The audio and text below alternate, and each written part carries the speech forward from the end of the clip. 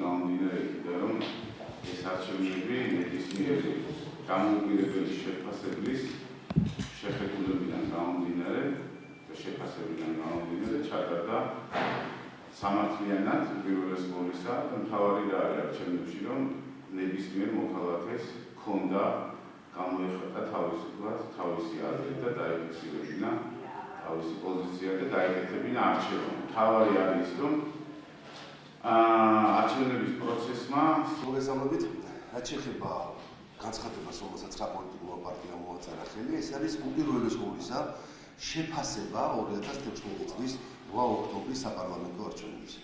ეს არის შეფასება, რომლის მიზანი არის ობიექტური სამართლიანი ინფორმაცია მივაწოდოთ როგორც ქვეყნის ფარგლებს გარეთ, ჩვენს პარტნიორებს, მეგობრებს, საერთაშორისო ორგანიზაციებს და ყველა დაინტერესებულ ადამიანს უცხოეთში, საქართველოში მიმდინარე მოვლენებით. ასევე მისი დატვირთვა და მისი მნიშვნელობა არის ის, რომ ძალიან კონკრეტულად მიიღოს ინფორმაცია ჩვენმა საზოგადოებამ ქვეყნის ფარგლებს შიგნით. ქვეყნის შიგნით ადამიანებმა უნდა იცოდნენ, რას ფიქრობს აბსოლუტური უმრავლესობა ოპოზიციური პოლიტიკური სპექტრისა და უნდა იცოდეს, რას ნიშნავს, როდესაც ჩვენ ვამბობთ, რომ ეს არჩევნები იყო ტოტალურად გაყალბებული. ანუ რას ვეყრდნობით, როდესაც ასეთ განცხადებას ვაკეთებთ. ამიტომაც დაფიქსირებული იყო და არის განცხადებაში ყველა ის ტექნოლოგია გაყალბებისა და ყველა ის ფაქტი, რომელიც დაფიქსირდა არჩევნებამდე, არჩევნების დროს და არჩევნების შემდეგ.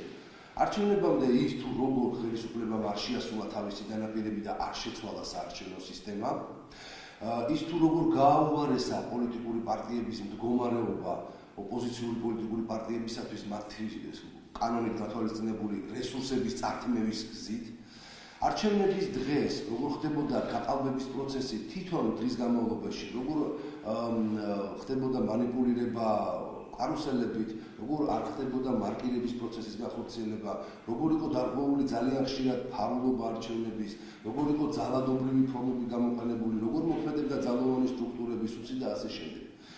თვითონ არჩევნების დღეს უკვე როდესაც დაიწყო ხმების დათვლა, თუ როგორ ხდებოდა მანიპულირება და მოპარვა ბედაპროპორციულად ბიულეტენების კონკრეტული პოლიტიკური პარტიებისათვის და ხელისუფლებისათვის სასურველი პარტიებისათვის მათ ამ ბიულეტენების გადაცემა და ფალსიფიცირება და სრული მანიპულირება ბიულეტენებით. როგორ ხდებოდა გაბათილება ბიულეტენების და 117,000 ბიულეტენი გაბათილდა. ეს ერთი მაჩვენებელი საქართველოს დამოუკიდებელ ისტორიას არ ახსოვს. უკვე შემდეგ არჩევნების შემდგომ როგორ ხდებოდა არჩევნების გაყალბება იმ თვალსაზრისით თუ როგორ ახდენდნენ ზემოქმედებას უკვე ხელისუფლება სასამართლოზე, რათა მათ არ დაეშვათ ერთი სარჩელის დაკმაყოფილებაც კი ოპოზიციის მიერ შეტანილი სხვადასხვა სასამართლოებში იყო ეს რაიონული, საქალაქო თუ შემდეგ სააპელაციო.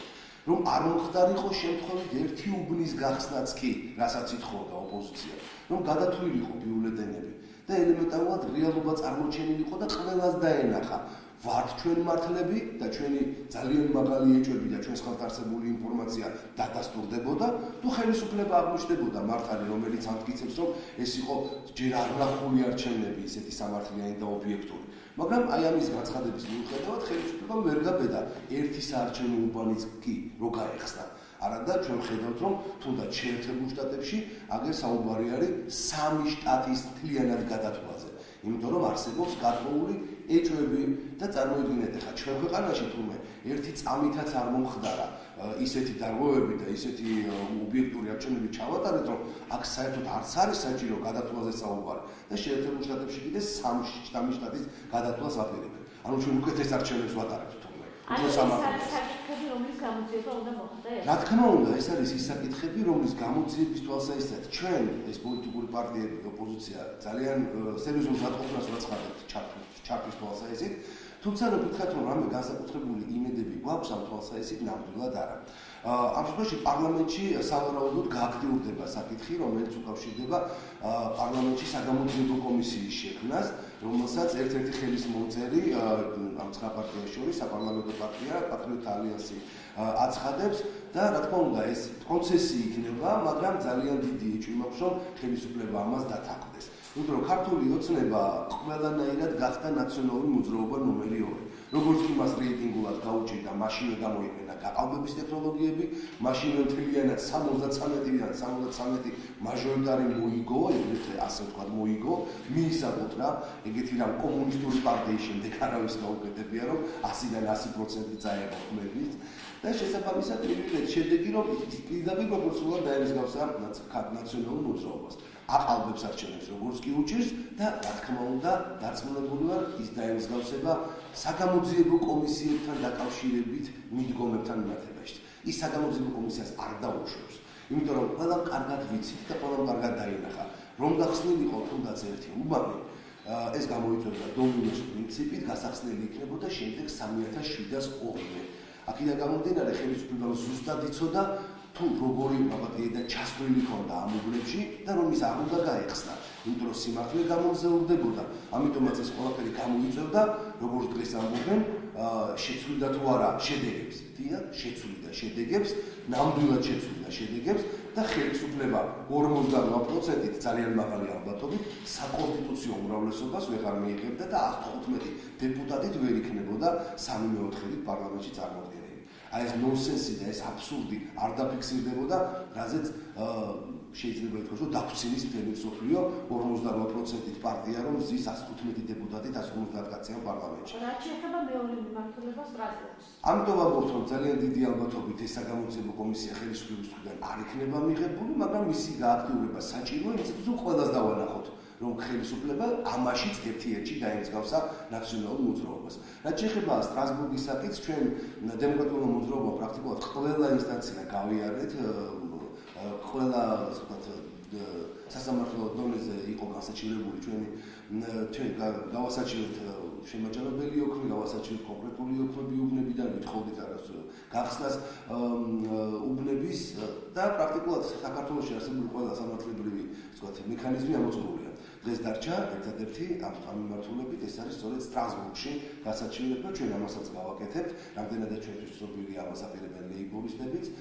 შესაბამისად ჩვენ ყველაფერს გავაკეთებთ იმისათვის, რომ საერთაშორისო დონეზე მოხდეს ამ არჩევნებისათვის გაყალბებული სტატუსის მინიჭება და დაერქვას მას თავისი სახელი. იმიტომ რომ საზოგადოებამ საქართველოში და მის პარტნიორებს გარედაც ძალიან კარგად უნდა იცოდეს, რომ ეს არ იყო სამართლიანი, ობიექტური, კანონიერი, მშვიდობიანი, უმტკივნეულო და ესეთი ფაფუგი და ლამაზი არჩევნები.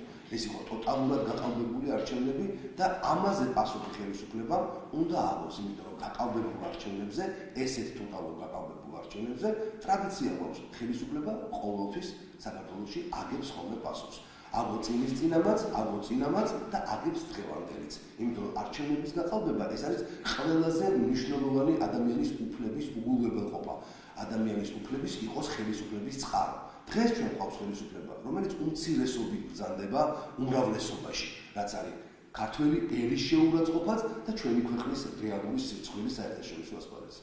და ისევ ოპოზიციის გაერთიანებასთან დაკავშირებით კითხავთ, ვინაიდან ამ გაერთიანებული ოპოზიციის გეგმებზე ვსაუბრობთ ახლა, თუ დაიწყეთ გარკვეული მოძრაობები მომავალი არჩევნებისთვის, საქართველოს არჩევნების გულისხმობ, ბუგა ჩამოყალიბებასთან დაკავშირებით, ეს გამოკვეთილია და ვიცით, რომ ყოფილი ფორუმები კუბან სამიგიძე არის, ვისთანაც მიდის გარკვეული მოლაპარაკებები, რა ხდება ამ მიმართულებით? ერთმნიშვნელოვნად შემიძლია გითხრათ, რომ ის პროცესი, რომელიც უკავშირდება თუნდაც შეფასებას და ამ განცხადებას, რომელიც საპოლიტიკო პარტიამ მოაწერა ხელი, ეს არის ცალკე თემა, რომელსაც არ აქვს კავშირი რაიმე პოლიტიკურ კონსულტაციებთან გაერთიანებასთან დაკავშირებით. ასევე რამდენიმე დღეში დაიწყებს მუშაობას უკვე საარჩევნო გარემოს გაუმჯობესებაზე მომუშავე საკოორდინაციო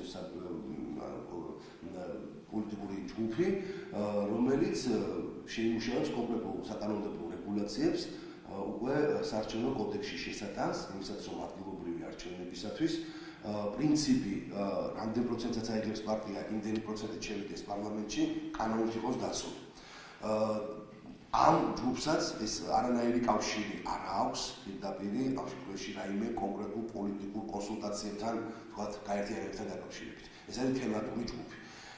მე შემიძლია გითხრათ, რომ გარდაუვლად მიმაჩნია და აუცილებლადაც მიმაჩნია ის პროცესი და ერთმნიშვნელოვნად დარწმუნებული ვარ, რომ დაიწყება ესეთი კონსულტაციები, დაიწყება ესეთი მოლაპარაკებები პოლიტიკურ პარტიებს შორის. უბრალოდ ვარაუდობ, რომ ეს უფრო ახალი წლის შემდეგ გაზაფხულის პერიოდს დაუკავშირდება, როდესაც საარჩევნო, ასე ვთქვათ, წინასაარჩევნო კამპანია გააქტიურდება ადგილობრივ არჩევნებთან დაკავშირებით. დღეს ამ საკითხთან დაკავშირებით პოლიტიკურ პარტიებს შორის თუ რამე მოლაპარაკება მიმდინარეობს, დემოკრატიული მოძრაობისათვის ეს ცნობილი არ არის. ჩვენ გავაჟღერეთ და ვთქვით, რომ გვაქვს კონკრეტული მოლაპარაკება გუბას სამიგიძესთან, მოლაპარაკებები მიმდინარეობს და მე ძალიან დიდი იმედი მაქვს, რომ ძალიან მალე დასრულდება ის კონკრეტული შედეგი და თქვენ ამის შესახებ გაცნობთ. Actually, პოლიტიკურ პარტიებს შორის მოლაპარაკება დემოკრატიული მოძრაობა დღეს ამითი არ არის დაკავებული, თუმცა მოლაპარაკებები სხვადასხვა ლიდერებთან თუ პოლიტიკურ პარტიებთან საომაროდ გამორიცხული ნამდვილად არ არის, იმიტომ რომ პოლიტიკური რეალობა ძალიან ბევრ კონკრეტულ მიმართულებას, ასე ვთქვათ, საზღვრავს და რეალობას წარმოაჩენს, რომელსაც გარკვეულად გათვალისწინება ჭირდება და ფეხის საკმაჭი აპოლა ჭირდება. რეალურად რომ ვთქვათ, ეს პროცესი დაიწყება, მაგრამ ალბათ გაზაფხულიდან. დღეს ჩვენ ძალიან სერიოზული პრობლემა გვაქვს მოსაგვარებელი, თუნდაც იმ კონტექსტში, რასაც ხია საარჩევნო საკონსტიტუციო ინიციატივები, რომელიც პარლამენტში დევს და რომელთა გადასროლასაც ნაციონალური ქართული ოცნება, კერძოდ ქალბატონი ეკა ბესელია, კალათბურთის ბურთივით უპირებს საკონსტიტუციო კომისიაში. დიახ, ასეთი რამ განაცხადა ქალბატონმა ეკა ბესელიამ, რომ ჩვენ ახლა ავდგებით და იმ ორ კანონ პროექტს, რომელიც პრაქტიკულად არის ერთი ინიცირებული ქართული ოცნების მიერ, 93 დეპუტატის მიერ, მეორე არის 200,000 ხელმოწერით ოპოზიციის მხრიდან შესული პარლამენტში. არა, საუბარია საარჩევნო სისტემის ცვლილებაზე, რომ გაუქმდეს მაჟორიტარული სისტემა და გადავიდეთ სამხარეო პროპორციულ სისტემაზე.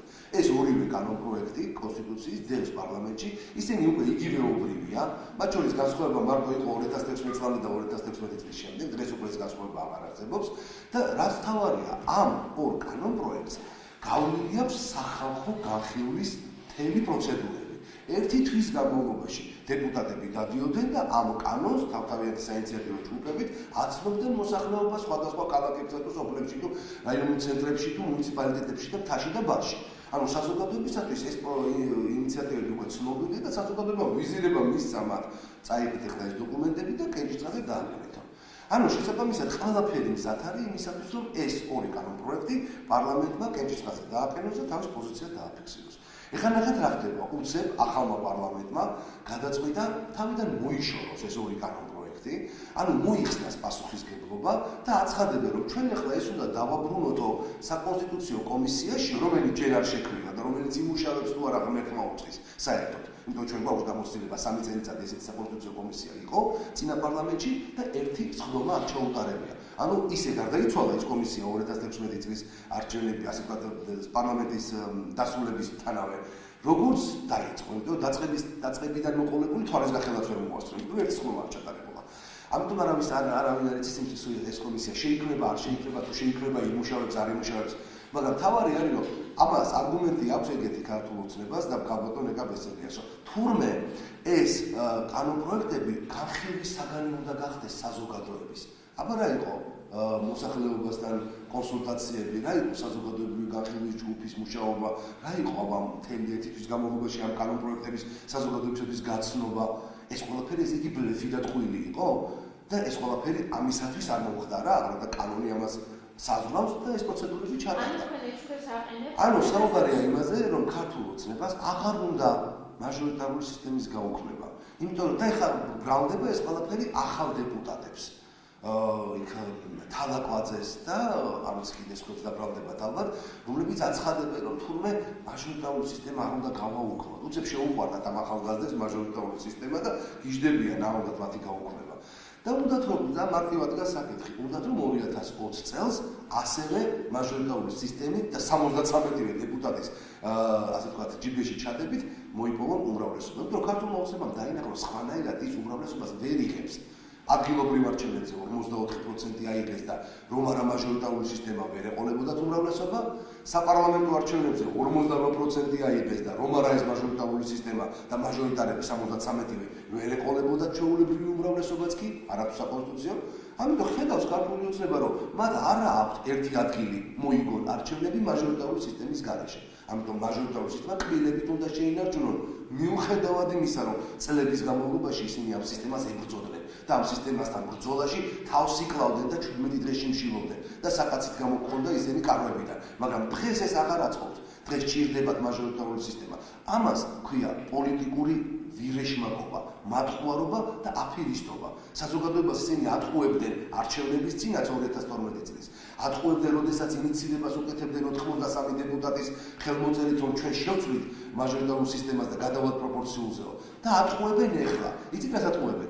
ისინი ვერ გადაიტანენ ჩვენს კანონპროექტს, ანუ ოპოზიციის მიერ შეტანილ კანონპროექტს, ანუ ინიციატორთან შეთანხმების გარეშე. მათ თავის კანონპროექტის 93 დეპუტატის ხელმოწერილოა. სადაც უნდა იქ წაიღონ. უნდა დააობონ შემოდონ თაროზე, უნდა გადადონ, უნდა საკონსტიტუციო კომისიაში გადაისროლონ. მაგრამ ამისათვის საჭირო არის კანონპროექტის ავტორი და ინიციატორი დათანხმდეს კანონპროექტის საქმე გადატანაზე, ან გადავადებაზე და ასე შემდეგ. მე ძალიან დიდი იმედი მაქვს, რომ ინიციატორები, ანუ ოპოზიციონერები, რომლებიც არიან ამ კანონპროექტის 200,000 ხელმოწერით შეტანილი პარლამენტში ინიციატორები, არ დათანხმდებიან იმას, რომ ეს კანონპროექტი ხა აიღონ და ბუთივით გადაისროლონ საკონსტიტუციო კომისიაში და დააყენებენ საკითხს პარლამენტში მისი კენჭისყრაზე დაყენების თვალსაზრისით. ეჭვი მაქვს, რომ რა თქმა უნდა პარლამენტის ხელისუფლება ჩააგდებს ოპოზიციის აი 200,000 ხელმოწერით შეტანილ კანონპროექტს და მაპატიეთ თავზე ფეხზეც დაიკიდებს 200,000 საქართველოს მოქალაქის სურვილს და მოთხოვნას შეიცვალოს საარჩევნო სისტემა. და გაჭიმავენ ამ თემას 2020-მდე, მაგრამ ამისთვის მათ ძალიან წვავე და მძიმე პოლიტიკური ფასის გატახდა მოუწევს. რადგანაც საკანონმდებლო ორგანოები საუბრობთ კითხავთ ოკუპაციის შესახებ კანონთან დაკავშირებით, იმ ცვლილებებზე, რაზეც არის საუბარი, ანუ ამით ასე საუბარი ადმინისტრაციულ ჯარიმაზე, სანქციებზე და არა თქვა სისხლის სამართლის გასაცდელად. რაც შეეხება კანონს ოკუპირებული ტერიტორიების შესახებ. გამომდინარე იქიდან, რომ ეს რეალობა ჩვენ გვაქვს, სამწუხარო რეალობა და ქვეყანაში არსებობს ესეთი ტერიტორიები, კანონი ოკუპაციის შესახებ ქვეყანაში უნდა არსებობდეს.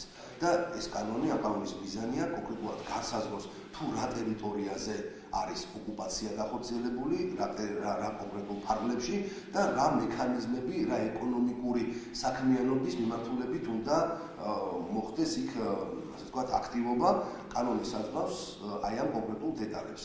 მაგრამ რაც შეეხება იმ სადავო თემას, რომელზეც ახლა არის ამდენი მსჯელობა, საიდან შემოვიდეს თუ როგორ დავაჯარიმოთ ადამიანი, რომელიც ოკუპირებულ ტერიტორიაზე საქართველოსთან კი არა, მაგალითად კრასნოდარის მხრიდან შევიდა ცხინვალში, სოხუმში და გროკის გვილაბი თუ შევიდა ცხინვალში, მე იმას როგორი ჯარიმა გადავახტევინოთ თუ ციხეში ჩავსვათ, საქართველოში თუ შემოვა. იცით, აქ ძალიან სასაცილო მდგომარეობა გვაქვს, საპირალი რო არ იყოს. ჩვენ გვაქვს აი ეს კონკრეტულ კანონში ისეთი რეგულაცია, აი ამ კონკრეტულ რეგულაციას გულისხმობ, რომელიც აზარალებს მხოლოდ და მხოლოდ ჩვენს ქვეყანას და აზარალებს საქართველოს ინტერესებს. ნახეთ როგორი ვითარება არის ეს კანონის ეს მუხლი რატომღაც არ ვრცელდება მაგალითად რუს პოლიტიკოსებზე და ვრცელდება რუს ტურისტებზე. ნახეთ, საქართველოში ერთი თვის წინ თუ ორი თვის წინ ეუთოს კონფერენცია რო იყო, ჩვეულებრივად ჩამოვიდა რუსეთის დელეგაცია და მათ შორის იყო ბატონი სულუცკი, რომელიც არაერთხელ არის ნამყოფი სოხუმში კრასნოდარის მხრიდან და არაერთხელ არის ნამყოფი ცხინვალში როკის გვირაბის გავლით. მაგრამ რატომღაც მასთან დაკავშირებით არ გავცელდა ამ კანონის მოქმედება და ყველა ქართული ოცნებას და ნაციონალურ მოძრაობას შეთანხმდნენ, რომ სულუცკის ხმა არ გავცეთ. და სულუცკი არავის ციხეში არ ჩაუსვამს. არა და ამ კანონის მიხედვით ასეთი გარკვევის შემთხვევაში ადამიანი უნდა სისხლის სამართლებრივი პასუხისმგებლობით დაისაჯოს. მაგრამ სულუცკი არ დასჯილა და ვინ ისჯება? ვისთვის აქვს ეს კანონი? რუსი ტურისტებისათვის. იმიტომ რომ ადამიანები, რიგითი ადამიანები, რომლებიც ზაფხულში დასასვენებლად ჩავიდნენ მაგალითად გაგრაში, ისინი ვეღარ ჩამოდიან საქართველოში, იმიტომ რომ მათ აქვს სისხლის სამართლებრივი პასუხისმგებლობა. ვინ ზარალდება ამით? რუსი ტურისტი, რომელიც ისევ ჩავა და გაგრაში დაისვენებს, თუ საქართველოს ბიზნეს სექტორი და ტურიზმის სექტორი, თუ ტურისტში დასაქმებული ადამიანები.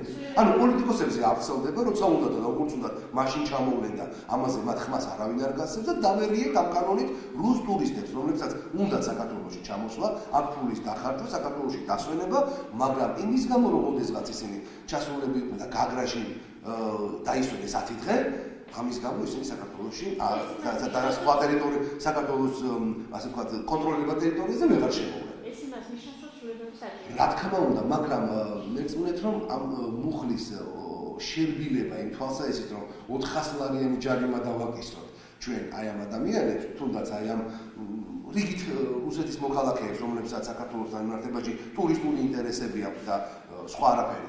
აი მაინც დავზარალდებით ჩვენ, იმიტომ რომ არც ერთი ტურისტი მერწმუნეთ არ აქვს ნაციონალობას მნიშვნელობა.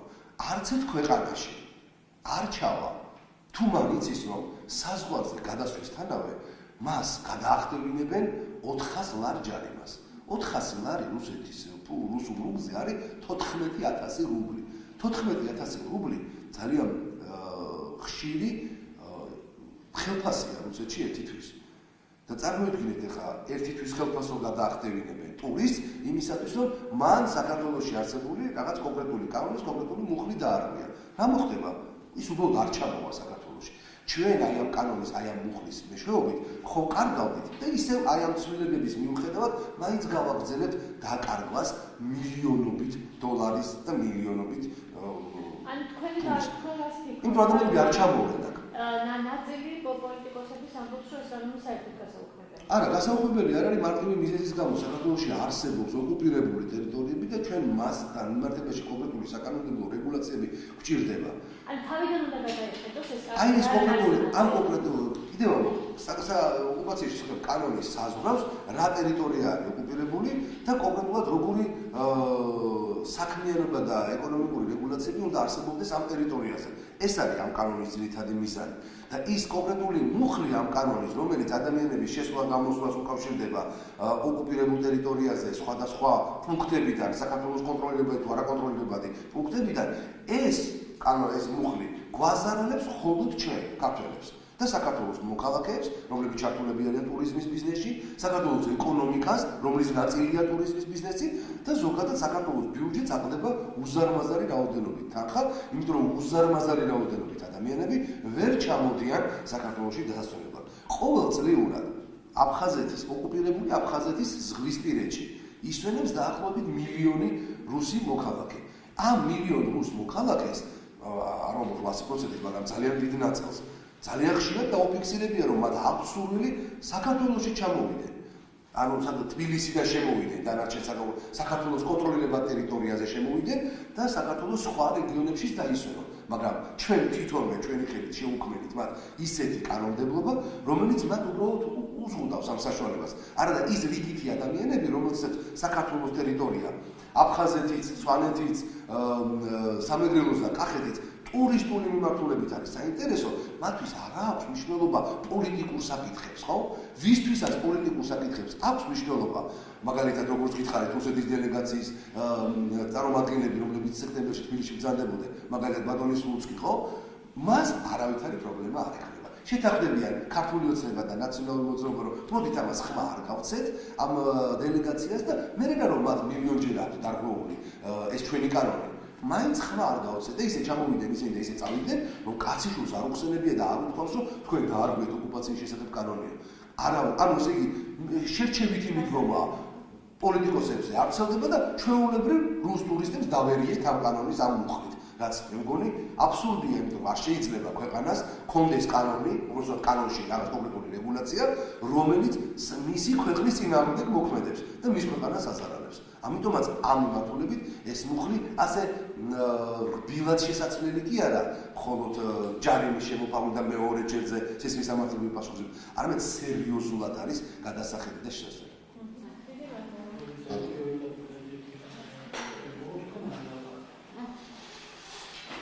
უბრალოდ სასაცილოა, როდესაც კანონს იღებთ და კარგი მივიღეთ კანონი, მივიღეთ, მაგრამ ხო ჩანს რომ გავიდა რაღაცა დრო, ხო გავიდა. ანუ ესეა რომ არა, იყო ხო დასასვენებლად ჩასული იყო, მაშინ როდესაც საქართველოსა და რუსეთს შორის ურთიერთობა, საომარ პირობებში იყო, ხო, ნაციონალების დროს კატასტროფული რეალობა იყო აფხაზეთსა, რუსეთსა და საქართველოს შორის, ხო? ანუ არავითარი თქვა რაღაცა კონტურები რაიმე ურთიერთობის არ არსებობდა. აბაჟიძე კარასინის ფორმატიც არ არსებობდა, ხო? შესაბამისად ადამიანები, რუსეთის მოქალაქეები ჩადიოდნენ კრასნოდარის მხრიდან, ადლერიდან შედიოდნენ გაგრაში, ხო? და ისვენებდნენ სოხუმში, ბიჭვიტაში და გაგრაში. აბსოლუტურად ასე ვთქვათ, ყოველგვარი პოლიტიკური დაგმირთვის გარეშე რა, დასასვენებლად ჩადიოდნენ და მორჩა გათავდა რა. არა აქვს სხვა ხილიმიტი ეხა გაჩნდა, მაგრამ ყოველგვარი აკადე ჩადიოდნენ ამ ფაზაში. ეხლა ჩვენსა და რუსეთს შორის თქვა ასეთი დაძაბულობა და პროვოკაცია არ არის, ხო? და მუდმივი ფეთქებადი სიტუაცია. ანუ უფრო მეტ ადამიანებს ვინც იგისვენებდა იმ ახალებში. ეხლა იმ ადამიანთა დიდ ნაწილს უნდა საქართველოში ჩამოსვა, იმიტომ რომ გრძნობენ რომ საქართველოსა და რუსეთს შორის აღარ არის ეხლა ის ტანკები რომ ერთმანეთს გულებით ეხებიან. არ არის ეს ფეთქებადი სიტუაცია შეუძლია ჩამოვიდნენ რაღაცა და დაისვენონ სხვადასხვა საქართველოს სხვადასხვა ტერიტორიაზე, აფხაზეთის სხვა ტერიტორიაზეც. მაგრამ ვეღარ ჩამოდიან. და ანუ ჩვენ რომ მივიღეთ ეს კანონი, გავიდა ხო 1 წელი, 2 წელი, 3 წელი, ხონდა დავინახოთ რომ კანონი რომელიც მივიღეთ, გვაზარალებს ჩვენ ეკონომიკას, აზარალებს ჩვენ ბიუჯეტს, ჩვენ ტურიზმის სფეროს და ყველა იმ ადამიანს, ვინც ამ სფეროშია ჩართული, ხო? ხონდა მივხვდეთ რომ რეალურად უნდა შევცვალოთ ეს ხო არ მიგია რაღაცა ისეთი დოგმა და საეკლესიო კრებაზე მიღებული რაღაცა ჭეშმარიტება სულიწმინდის დაკარნახება, ხო?